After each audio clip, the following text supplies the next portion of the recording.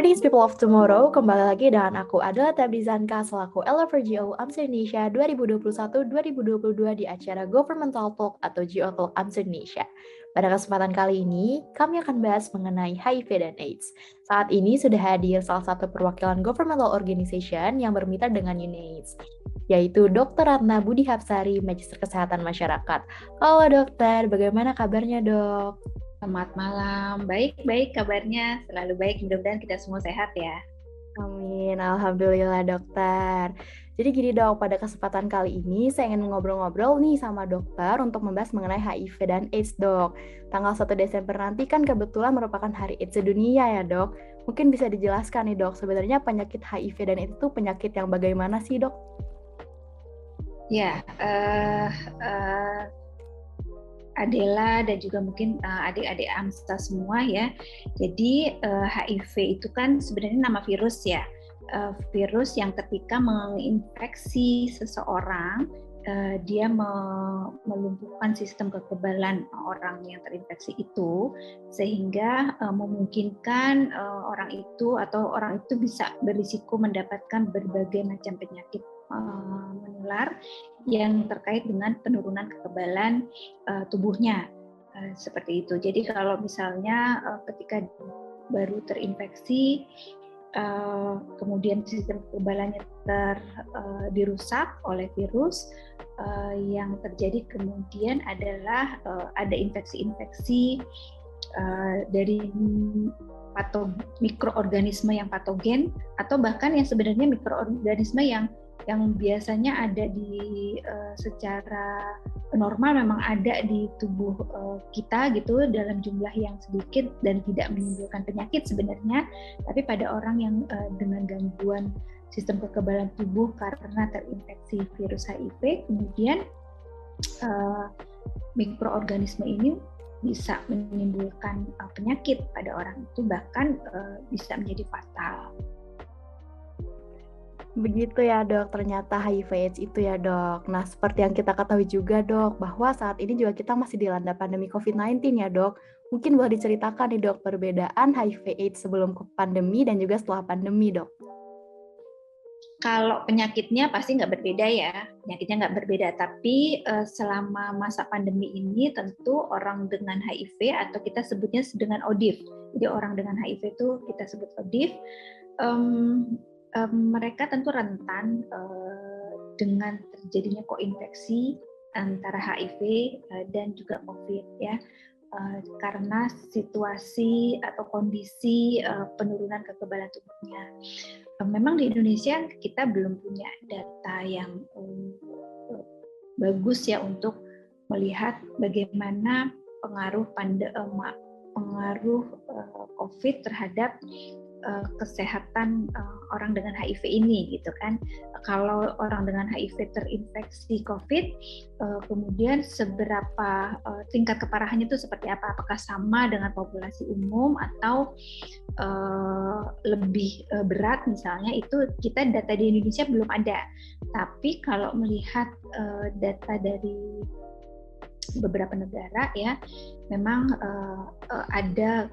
ada kecenderungan gejala yang didapat bisa lebih berat ya dibandingkan dengan populasi umum. Tapi dari data yang pernah disampaikan oleh Dr. Ronald ya, di layanan yang beliau terlibat di dalamnya, itu sepertinya tidak ada beda sih dengan populasi umum antara ODIF yang menjadi pasien beliau yang kemudian terinfeksi COVID, itu malah sebagian besarnya itu gejalanya ringan atau bahkan tanpa gejala gitu. Ya mungkin juga karena sangat tergantung pada apakah pada saat dia terinfeksi COVID, apakah dia dalam kondisi sudah HIV-nya itu sudah terkontrol dengan obat gitu kan ya. Itu juga berpengaruh gitu. Ketika karena minum obat ARV kemudian virusnya itu tersupresi pada batas yang tidak terdeteksi, maka pada saat itu kondisi kesehatannya atau sistem kekebalan tubuhnya kan masih baik, ya kan, dalam keadaan yang baik, sehingga dia ya sama dengan populasi umum gitu. Mungkin hal itu juga pengaruh. Tapi kalau kenanya ke orang yang minum ARV-nya nggak teratur atau malah yang putus berobat, mungkin ceritanya jadi lain tuh. Satu lagi mungkin itu kalau dari segi individunya ya. Tapi kalau kita lihat dari sisi pelayanan dan mengakses layanan itu, maka ada perbedaan yang cukup jelas ya antara sebelum dan pada masa pandemi.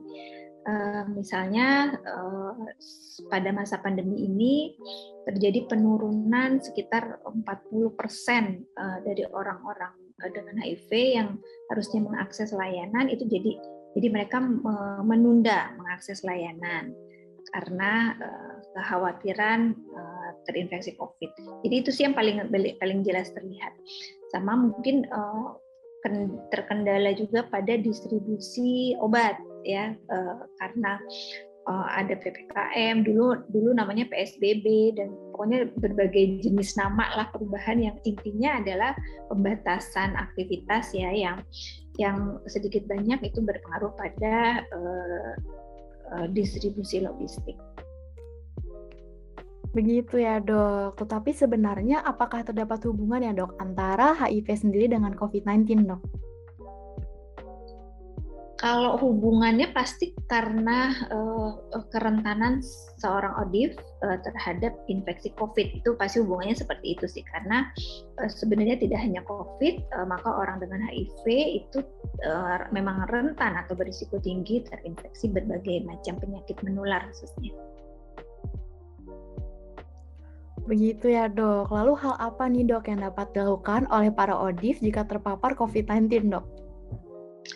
Kalau bisa sih jangan terpapar gitu. Jadi kita lebih ke hulu lagi pencegahannya gitu. Jadi mungkin ketika belum terpapar maka kita edukasi sebaik mungkin orang dengan HIV atau ODIF ini supaya mereka benar-benar menjaga protokol kesehatannya setelah juga mengikuti atau mendapatkan vaksinasi. Itu jadi mendapatkan vaksinasi itu harus ya kan, karena dari jenis vaksin yang ada di Indonesia semuanya bisa tuh untuk ODIF gitu, jadi aman bila disuntikan pada ODIF yang memang dalam kondisi yang baik gitu. Jadi dia minum obat ARV teratur, terus kondisi badannya lagi baik gitu. Nah itu dia boleh aja divaksin sehingga tidak ada alasan untuk menunda vaksin, itu satu. Kemudian yang kedua, protokol kesehatannya harus tetap dijaga karena kan kita tahu ODIF-nya juga sudah diedukasi agar mereka bisa menjaga betul dirinya dari infeksi COVID. Nah sekarang kalau semua itu sudah dijalankan, 5M-nya sudah ketat dilakoni gitu ya, kemudian masih tetap harus terinfeksi juga, ya seperti juga hal populasi umum yang lain gitu, dia harus kalau memang terkonfirmasi terinfeksi maka dia harus mengisolasi diri dan mencari layanan kesehatan untuk mendapatkan pertolongan. Yang seterusnya sih sama dengan masyarakat umum ya, tentu dengan perhatian bagi dokter yang merawat, perhatian khusus karena ODIF tentu tetap punya permasalahan dengan sistem kekebalan tubuhnya, jadi tetap harus menjadi perhatian. Betul sekali ya dok, baik ODIF maupun non-ODIF juga sebaiknya tidak terpapar COVID-19 ya dok. Jika dari dokter jelaskan barusan nih dok, selanjutnya bagaimana sih dok penanganan pada ODIF yang terpapar COVID-19 dok? Kalau penanganannya mungkin nanti bisa ditanya ke para klinisi ya yang memang melakukan penanganan kasus-kasus COVID. Tapi secara umum sih mestinya tidak ada perbedaan ya, protokol untuk penanganan COVID-nya tentu sama. Yang jelas bersamaan dengan pengobatan untuk COVID-nya, kalau memang perlu pengobatan, karena kan memang ada juga yang ringan gejalanya atau tidak bergejala, itu kan biasanya tidak perlu minum obat ya kan. Tapi kalaupun harus minum obat, tentu tidak meniadakan ARV yang harus diminum dengan teratur juga oleh ODIF. Seperti itu ya dok. Lalu hal apa sih dok yang dapat dilakukan oleh para ODIF jika terpapar COVID-19 dok? Yang mereka bisa lakukan adalah yang mengikuti arahan-arahan dari tenaga kesehatan ya. Kalau memang isolasi, maka tentu harus mengikuti arahan-arahan dalam masa isolasi. Misalnya benar-benar nih mengisolasi itu tidak berhubungan dengan orang lain ya, tanpa kecuali tenaga kesehatan ya, dan dia memang menjaga dirinya tetap semangat gitu, tetap berpositive thinking supaya lebih cepat pulihnya, dan tidak jatuh juga ke gejala yang lebih berat gitu kan. Karena kalau kita sebenarnya sugesti, keyakinan itu juga merupakan obat yang cukup penting juga ya buat siapapun gitu, ketika dia terinfeksi suatu penyakit atau mengalami suatu penyakit. Jadi mungkin memberikan semangat, dukungan psikososial kepada orang dengan HIV yang terinfeksi COVID itu juga akan sangat membantu teman-teman ODIF dalam berjuang melawan COVID-nya. Begitu ya dok. Mungkin hal apa saja nih dok yang dapat diperhatikan atau harus diperhatikan oleh para ODIF agar terhindar dari paparan virus COVID-19 dok? Itu tadi protokol kesehatan dan vaksinasi itu dua. Kan kalau di TV kita sekarang dengar dan lihat itu ya iklan layanan masyarakat tentang betapa masker dan vaksinasi itu adalah dua sejoli yang tidak terpisahkan ya, untuk sebagai senjata kita dalam melewati masa pandemi. Mudah-mudahan dengan protokol kesehatan yang baik, kemudian vaksinasi yang cukup gitu ya, 2 dosis minimal, itu bisa menjadi kekuatan kita melawan melawan pandemi sampai nanti selesai ya. Baik dokter, terakhir nih dok, sebelum kita tutup acara ngobrol-ngobrol kita pada hari ini dok, mungkin saya boleh minta closing statement-nya nih dok bagi masyarakat dan mahasiswa kedokteran mengenai HIV dan AIDS sendiri dok. Ya, teman-teman semua, adik-adik sekalian, saudara-saudara saya dimanapun berada, HIV/AIDS itu kan sebenarnya penyakit yang sangat bisa dicegah gitu. Penularannya pun tidak mudah sebenarnya.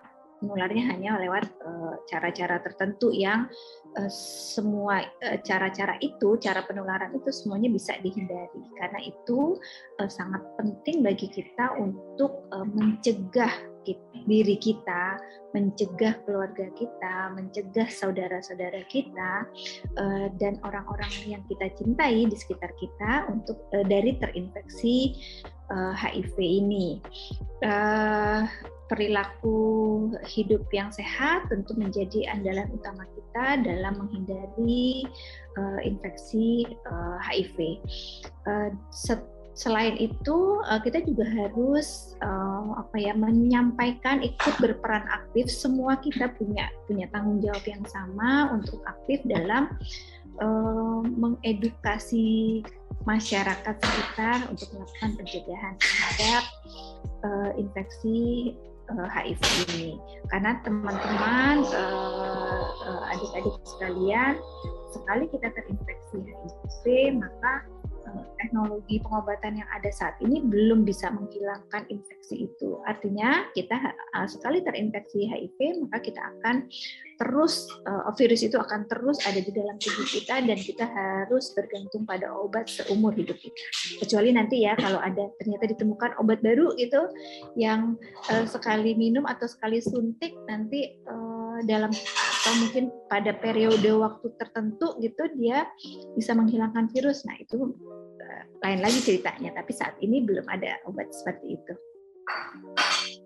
Baik, dokter. Terima kasih banyak dokter Ratna yang sudah meluangkan waktunya pada hari ini untuk berbincang bersama kami mengenai HIV dan AIDS sendiri, dok. Sama-sama, Adele. Sehat selalu ya.